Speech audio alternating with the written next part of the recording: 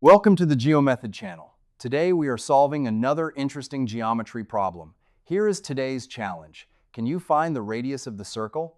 Take a moment to study the figure. Then let us uncover the key geometric ideas that make the solution click. Triangle ABC rests with all three vertices on a circle centered at O.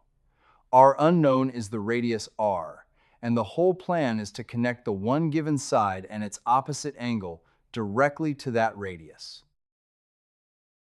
Side BC is given as 6 units, and since B and C both sit on the circle, that side is also a chord. Reading a triangle side as a chord is what lets the radius enter the picture. At vertex A, the angle measures 60 degrees, opening across toward chord BC.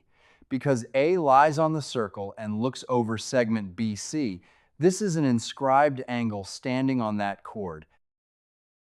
To carry the angle from the rim to the center, draw the two radii segment OB and segment OC. Each one has length r, so this single move brings the unknown radius straight into the figure. Our first insight is this: an inscribed angle doubles at the center. Doubling 60 degrees gives a central angle BOC of 120 degrees. This is the apex angle of the triangle formed by the center and the chord. Since segment OB and segment OC are both radii, they are equal, which makes triangle OBC isosceles. Those equal sides are exactly what will let a perpendicular split it evenly. Drop a perpendicular from the center O straight to the left to chord BC and call the foot M. In an isosceles triangle, this altitude is also the axis of symmetry, so it will do double work in a moment. Second insight now finishes the structure. The center perpendicular bisects the chord. Half of 6 is 3, so segment BM equals 3. The right triangle OMB now has a fully known side sitting opposite the center's angle. That same perpendicular is the axis of symmetry, so it also cuts the central angle in half, making angle BOM 60 degrees.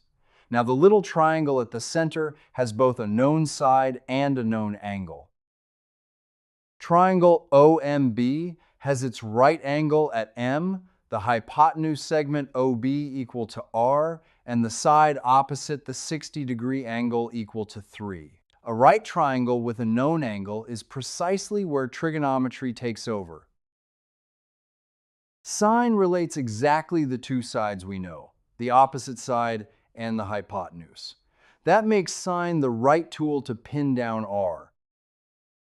Filling in our triangle, sine of 60 degrees equals the opposite side 3 over the hypotenuse r.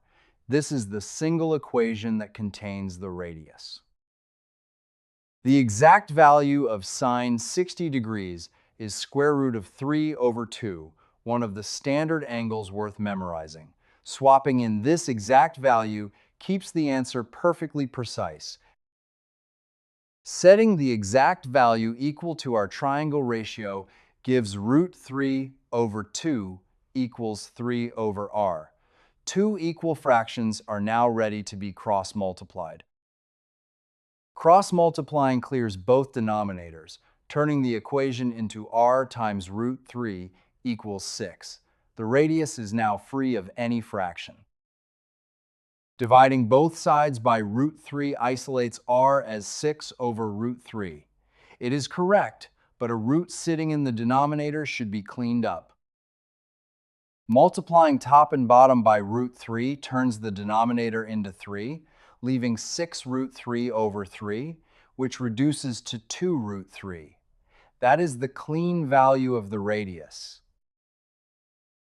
Putting the radius back, 3 over 2 root 3 simplifies to root 3 over 2, exactly sine 60.